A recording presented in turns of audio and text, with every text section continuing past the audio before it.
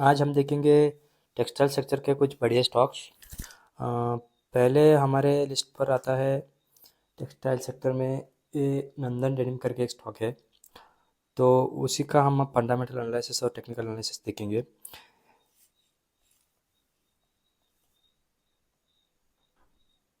ये देखिए नंदन डेनिम। ये स्टॉक 1994 में कंपनी चालू हुई है। ये डेनिम शर्टिंग और yarn various types of fabrics बनाती है। अभी फ़िलहाल ये स्टॉक मुझे क्यों इंटरेस्टिंग लग रहा है ये बताता हूँ। इस स्टॉक का हम लास्ट क्वार्टरली रिजल्ट देखेंगे तो बहुत ही बढ़िया रिजल्ट आया है। तो देखिए लास्ट क्वार्टर का नेट प्रॉफिट आप देख सकते हैं 7.49 करोड़ आया है। ये एक छोटा कंपनी है 744 करोड़ का। देखिए क्वार्टरली प्रॉफिट वेरिएंस 338% है और सेल्स वेरिएंस भी 30% है। तो ये अभी थोड़े रेवेन्यू और प्रॉफिट में थोड़ी ग्रोथ दिख रही है, थोड़ी क्या बहुत अच्छी ग्रोथ दिख रही है। तो आने वाले दिनों में ऐसे ग्रोथ कंटिन्यू हुआ तो स्टॉक हमारे लिए एटलीस्ट डबल ट्रिपल बन सकता है। तो मेरा तो टारगेट एटलीस्ट डबल का है। ये करंट मार्केट प्राइस 51 से। तो अभी आप ये स्टॉक में अभी आप देख सकते हैं ऑपरेटिंग कैश फ्लोज भी बढ़ गए हैं, ऑलमोस्ट डबल हो गए हैं 141 करोड़ से।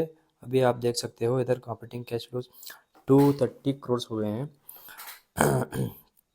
अभी ये स्टॉक डेटर डेज भी इम्प्रूव हो रहे हैं। और नेक्स्ट आप देख सकते हैं एफ आई ने भी अपना स्टेक 12% से बढ़ाया है और डी आई ने भी नया स्टेक जून क्वार्टर में ऐड किया है।